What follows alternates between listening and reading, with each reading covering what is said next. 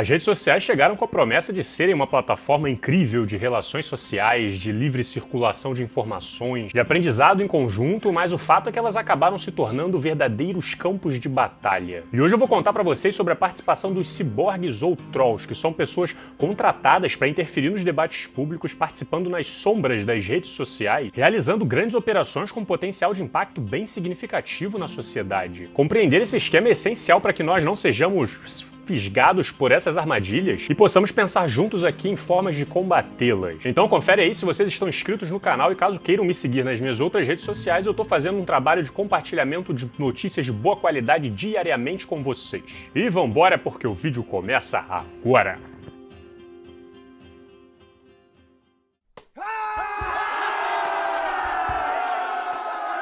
As principais redes sociais não exigem algum tipo de verificação da identidade dos usuários para que eles possam começar a participar. E contornar isso é uma discussão bastante polêmica, porque esbarra em questões da privacidade dos usuários e a possibilidade de um controle de dados ainda maior da população que eu pretendo explorar um pouco melhor em um outro vídeo. O ponto é que hoje eu, Estevão Slow, posso ser quem eu quiser nas redes. Tanto uma conta fake com algum nome engraçado e uma imagem de um anime que eu encontrei no Google, quanto uma pessoa que pareça real, como uma criança revoltada com a vida.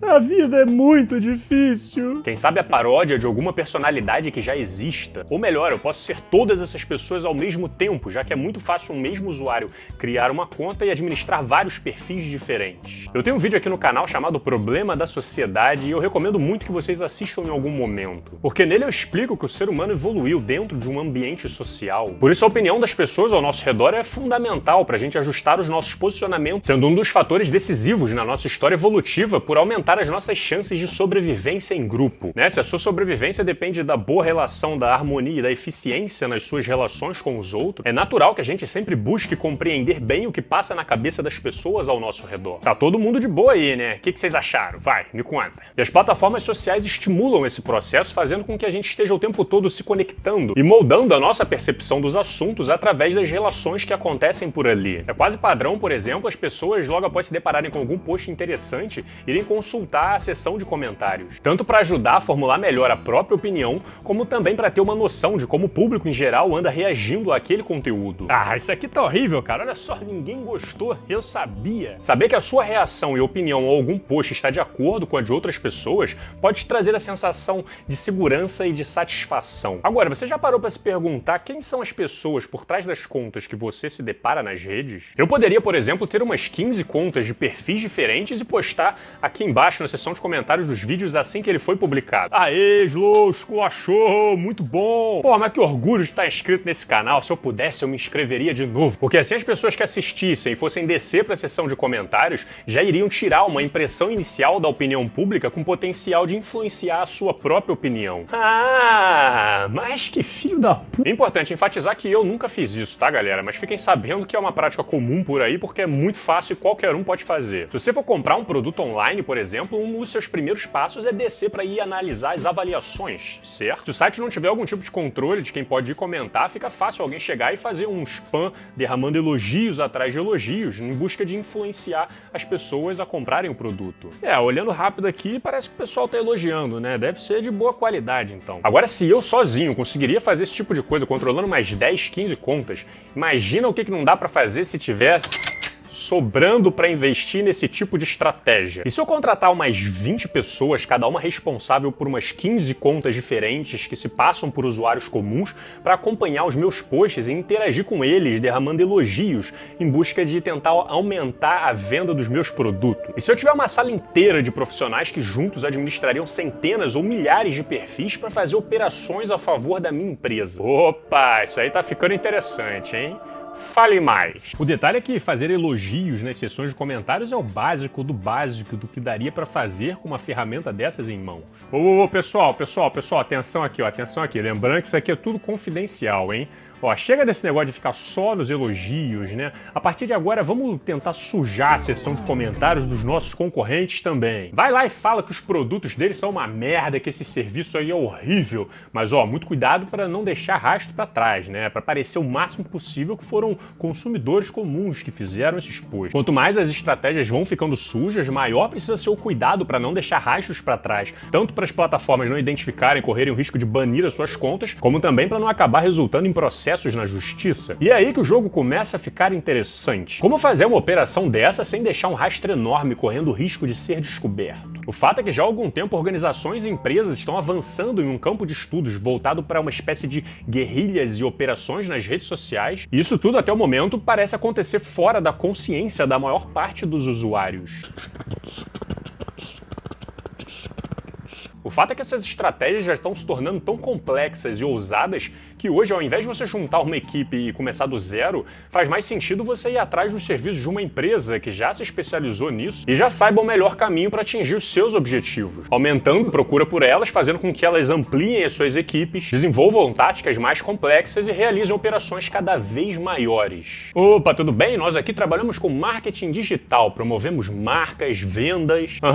E político, vocês fazem campanha partidária também? Fazemos, ó, e fica tranquilo que aqui é tudo dentro da legalidade. Né? Se podemos vender marcas, por que não vender políticos e partidos também? Com um exército de centenas de perfis em mãos, que tipo de estratégia nós poderíamos utilizar para impulsionar o seu candidato?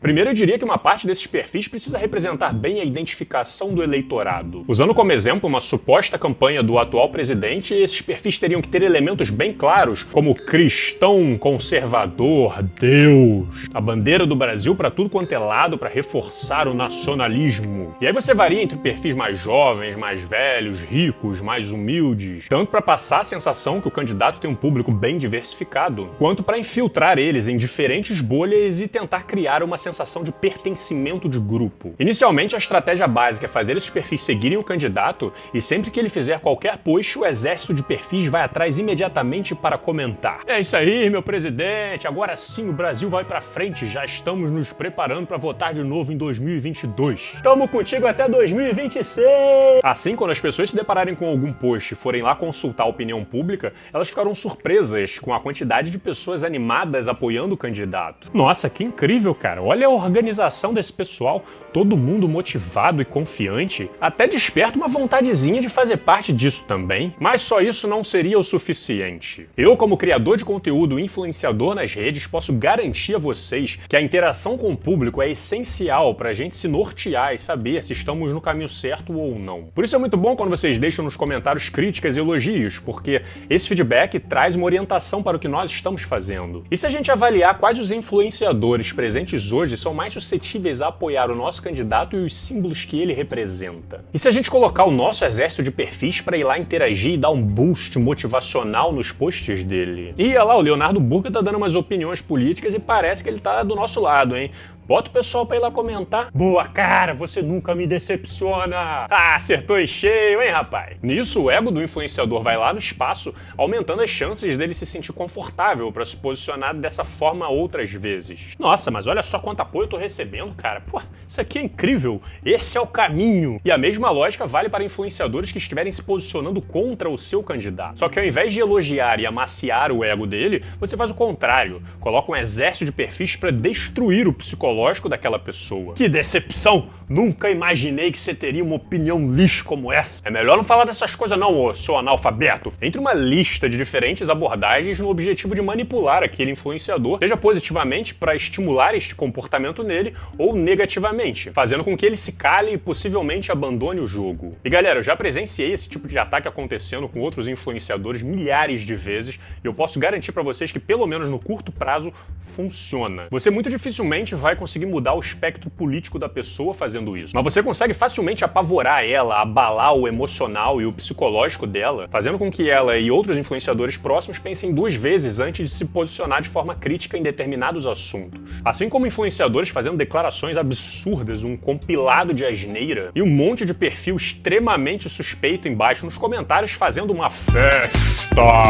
Como se a pessoa fosse a mais sábia do mundo. E os usuários comuns que ficam no meio dessa bagunça raramente percebem a operação artificial por trás e acabam tendo a sua percepção da opinião pública sendo influenciada por isso. Eu não sei direito o que tá acontecendo, mas eu sei que para aqueles cantos de lá a coisa parece que tá meio feia. É melhor ficar nesses cantos daqui que parece que o clima é mais agradável. Agora imagina se o nosso objetivo fosse manipular um debate público inteiro, algo de interesse nacional, trazendo uma nova história junto a uma série de narrativas, desafiando o senso popular, mesmo que para isso seja necessário apelar para a desinformação em massa e a criação de uma história totalmente fictícia sobre a realidade. Será que é possível? No mês passado, o El País publicou uma matéria com confissões de um ex-funcionário que trabalhou por um tempo em uma dessas agências, que opera em várias plataformas, mas nesse caso a atuação foi voltada para o Twitter. Ele assinou um contrato de confidencialidade com a empresa que impede que o seu nome, dos seus clientes e o conteúdo dessas operações seja revelado, mas se dispôs a vazar algumas informações muito interessantes sobre esses esquemas. Primeiro, ele afirma ter sido responsável por administrar uma equipe de 10 pessoas e afirma que há equipes muito maiores no setor. Atuavam internacionalmente, chegando a participar de projetos em 5 países, sendo um deles a Espanha. Ele afirmou que existe uma demanda para esse tipo de contrato que geralmente não são encontradas na imprensa tradicional, ocorrendo principalmente nos bastidores da internet e das redes sociais. É só aqui entre a gente, hein? Não deixa ninguém saber disso não. Ele confirma a informação de que essas operações ocorrem em conjunto com os robôs e que ela deve ser muito bem pensada para que não detectem a interferência nos debates facilmente, colocando em risco a reputação do cliente que contratou os serviços. E aí a dedução minha, mas que eu considero certeira, é que para as grandes operações eles esperam algum evento bombástico na TV, como algum debate, alguma entrevista muito polêmica, ou quem sabe até um pronunciamento no horário nobre. Que assim eles conseguem se misturar com a reação orgânica dos usuários, dificultando que sejam detectados. Não, pera aí, não vai agora não, ó. Espera a onda, que aí a gente vai junto. Cada funcionário administrava até 30 contas que se diferenciavam em 2 tipos de trolls, sendo os trolls alfa e os trolls beta. As contas alfas são trabalhadas para aumentar o seu número de seguidores rapidamente, seguindo, por exemplo, aquela estratégia do me sigo que eu te sigo, e recebem um impulsionamento básico de robôs para ganhar likes e compartilhamentos artificiais nos seus posts e gerar um pouco de engajamento inicial nas contas. Depois de acumular alguns seguidores, elas começam a interagir com outros influenciadores para começar a interagir com outros usuários comuns. Ele relata o caso de uma conta chamada Miguel Lacambra, lá na Espanha, que ficou famosa por ter conseguido mais de 20 mil seguidores em uma semana usando esse tipo de estratégia. E aqui no Brasil também temos alguns exemplos de sucesso, né, como o caso da conta fake do vovô do Slime, que eu vou deixar o material aqui na descrição para quem quiser se aprofundar. Já os trolls beta atuam mais como guerrilheiros. Eles entram em massa em posts relevantes para o debate, fazendo uma série de insultos, ameaças ou elogios, no objetivo de manipular a impressão daquele influenciador em relação ao post, como eu expliquei agora há pouco para vocês. Nisso, se por acaso o troll beta acaba ganhando destaque e aumentando o seu número de seguidores, ele pode facilmente ser promovido para troll alfa e assumir a linha de frente nas próximas operações. Ele confirma que um dos grandes desafios das operações é se manter sempre nas sombras e não deixar rastros óbvios. E para isso, os trolls evitam se seguir uns aos outros, digitam e formulam frases de forma diferente para evitar a detecção de um padrão. Sai pra lá, rapaz, depois a gente conversa, vamos fingir que a gente não se conhece por enquanto. Cada campanha é preparada com análise de dados e objetivos diários. Ou seja, o cliente chega na agência podendo ser um partido político querendo aumentar sua bancada, uma empresa querendo bater um concorrente ou até um time de futebol querendo dar um boost na sua credibilidade. As agências então contam com especialistas de dados que vão se dedicar a analisar a dinâmica pública do assunto que for escolhido. Qual que é a proporção de contas comuns e influenciadores que estão participando de determinado assunto? Quais os sentimentos predominantes que estão circulando? Assim, eles montam um documento de análise, apresentam para o cliente como que a operação vai ser feita, e assim que tiver aprovação, eles passam adiante para os funcionários todas as instruções para colocar o exército em prática. Bora, galera! Todos prontos? Vai começar! Quando a operação começa, os trolls alfa já sabem exatamente em quais influenciadores e perfis eles devem direcionar os seus ataques. Os mais confiantes, quais são os mais estratégicos. Dependendo do grau da especialização das operações, eles já sabem quais narrativas devem ser levadas adiante, quais argumentos, acusações, ofensas, elogios e até o tom que irão utilizar nas abordagens, que com certeza vai variar dependendo de quem for o alvo. E os trolls beta seguem acompanhando o ataque, levando material visual como memes, frases de efeito e dando suporte frente aos alfas, concordando com tudo que os seus aliados dizem e atacando todos os seus oponentes. E galera, dentro dessa lógica vale tudo. Se propagar terraplanismo for útil para causar confusão e desarticular algum debate específico, é isso que esses trolls serão orientados a fazer. E se conteúdo extremista for o mais eficiente para gerar mobilização? Sabe o que funciona muito bem, cara? Discurso de ódio, agressão. Isso aí mobiliza, que é uma beleza. E claro que nessa batalha não poderia faltar os robôs, né, que são contas programadas para repetir algum comportamento específico e são essenciais para subir as tão famosas hashtags, né, que são os assuntos mais falados do dia. E mais muitas outras funções que eu vou deixar para focar em algum próximo vídeo. Então, para facilitar o entendimento, aqui vai uma analogia que eu preparei num contexto da nossa vida social primitiva. Lá atrás no tempo. Imagina que nós vivemos em uma tribo com cerca de 1000 integrantes e o local que nós habitamos está começando a ficar pobre. Por isso, estamos discutindo a necessidade de fazer uma migração para um outro terreno mais rico, com mais biodiversidade, com mais água doce disponível e terras férteis. O problema é que para chegar lá existem duas rotas possíveis. Nós podemos tanto ir pelo vale, né, que seria uma caminhada tranquila, segura, mas demoraria cerca de uma semana para chegar. Ou poderíamos ir pelas colinas, né, que demoraria poucos dias, mas por um trajeto muito mais perigoso, colocando a vida dos membros em risco. Agora vamos supor que essa tribo tem uma relação democrática entre os membros, né, buscando discutir e chegar a consensos para tomar as decisões.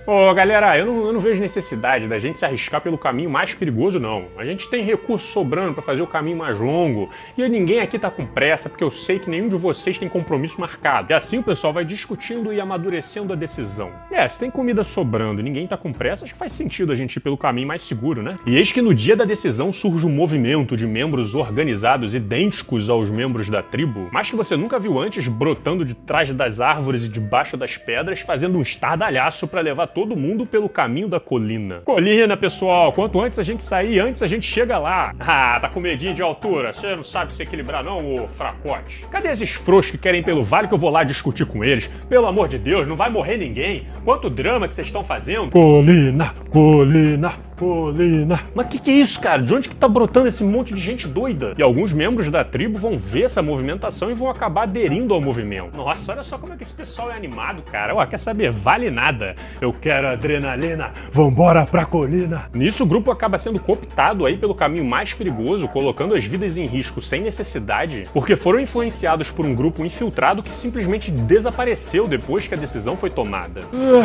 Mas que ideia de merda, cara. Isso é um pesadelo. Como é que a gente veio parar aqui? Olha, eu não sei por que a gente fez isso. Na hora o pessoal parecia tão animado. Claro que os debates públicos não são orgânicos nas redes, mesmo sem essas operações, porque contam com uma série de variáveis, como a influência dos algoritmos, o impulsionamento de conteúdo, mas eu acho que deu para vocês entenderem bem a ideia. O ex-agente afirmou que uma campanha média conta com cerca de 1.500 a 2.000 robôs e trolls ativos, e as maiores operações chegam a custar 1 milhão de euros, cara, o que daria hoje cerca de 6 milhões de reais. Isso é para vocês verem a quantidade de grana circulando nesses meios, com empresários e políticos financiando manipulação de debate público nas redes. E o interessante é que, apesar do contrato de confidencialidade com a empresa, o ex-agente deu a entender que uma dessas operações ocorreu recentemente na causa de independência da Catalunha. Para quem não sabe, a Catalunha é uma região presente no território da Espanha e em 2017 puxou uma campanha separatista com direito a um plebiscito onde o povo teoricamente decidiria se gostaria de se separar da Espanha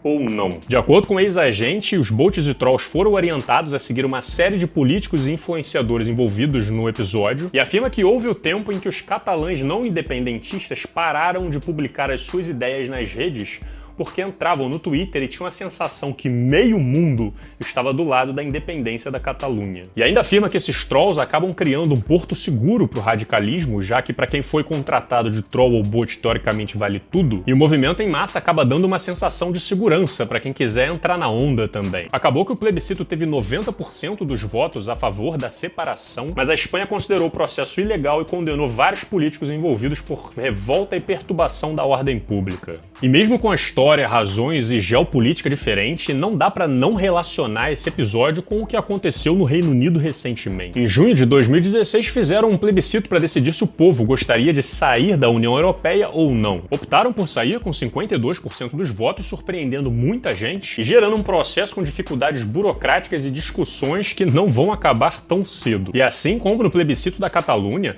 há fortíssimos indícios de que as redes sociais britânicas também sofreram ataques, todo tipo de campanha de desinformação e operações nas redes sociais que geraram um custo incalculável para a história do país. E aí fica a pergunta, né? Quem são as pessoas por trás disso? Que empresas são essas? E por onde que elas operam? A essa altura já devem existir várias por aí, né? Algumas menores operando dentro de pequenas salas, outras maiores por trás da ideia de marketing digital e outras com certeza enormes, sendo financiadas sabe-se lá por quem, que poderiam estar escondidas dentro de qualquer grande construção por aí, né? Vai saber. E cadê a senha do cartão de crédito? Manganês tá vendo, hein? O fato é que se essas táticas realmente funcionam tão bem como elas aparentam funcionar, é impossível não pensar que as centrais de inteligência de tudo quanto é país, incluindo as alas militares, não estejam vasculhando essas técnicas e utilizando na própria população e na dos outros países também. Se o negócio for bom pra dominar mesmo, pode saber que tem inteligência de exército mundo afora de olho nisso. Como eu expliquei há 2 anos aqui no canal, a campanha presidencial do Trump em 2016 contou com o apoio de empresas como a Cambridge Analytica, a SCL, que eram especialistas em táticas de manipulação de debate público pelas redes sociais. Além disso, foi detectada a interferência de uma agência russa nas redes sociais americanas, realizando operações muito semelhantes com as que eu expliquei aqui pra vocês. Há evidências da Arábia Saudita, por exemplo, administrando exércitos inteiros de profissionais para fazer esse tipo de operação, para administrar crises internas e sabe lá o que não estão fazendo com os outros países também. Você imagina o que a China não está fazendo com o controle geral de dados da população por lá? E no Brasil, que virou uma espécie de laboratório mundial da desinformação, alguém realmente acha que esse tipo de operação também não está acontecendo por aqui? Prestem atenção em como os debates públicos vêm sendo completamente deturpados nas redes sociais ao longo dos últimos anos. Eram as ONGs que estavam sendo financiadas pelo Leonardo DiCaprio e elas não queriam perder o financiamento lá da Europa. Então elas tacaram fogo na Amazônia inteira para poder manchar a imagem do governo, Só juntar os pontos. Essas táticas não podem ser subestimadas e eu já lancei um vídeo inteiro pronto aqui no meu canal no ano passado para explicar um pouco como elas vêm sendo utilizadas aqui no Brasil, passando pelo período eleitoral e administrando várias outras crises políticas que nós vivenciamos ao longo dos últimos anos. Não existe uma única solução simples para resolver todos esses problemas, mas eu imagino que aperfeiçoar a nossa compreensão já pode ser um grande primeiro passo para que a gente possa pensar juntos em soluções. Então compartilhe esse vídeo com todos que você sabe que precisam saber disso e lembrem-se de sempre tomar muito cuidado com as interações que você faz nas redes sociais, principalmente durante crises políticas e campanhas. Vocês não sabem quem são essas pessoas por trás dessas contas, então não deixem que elas te convençam que é uma boa ideia ir em direção à colina. Eu quero adrenalina, vambora pra colina! Olha, eu não sei por que a gente fez isso, na hora o pessoal parecia tão animado. Agradeço de coração todos os apoiadores que acreditam e investem, mesmo com um valor simbólico no meu trabalho. Vocês são foda. E claro, a todos os seguidores que fazem o canal do Slow ser forte, é só me seguir nas redes sociais para se tornar um de nós também. Então deixem aí nos comentários o que vocês pensam disso tudo, deixem o seu like e se inscrevam no canal para receber os próximos vídeos. Nós nos vemos em breve, um grande abraço e valeu!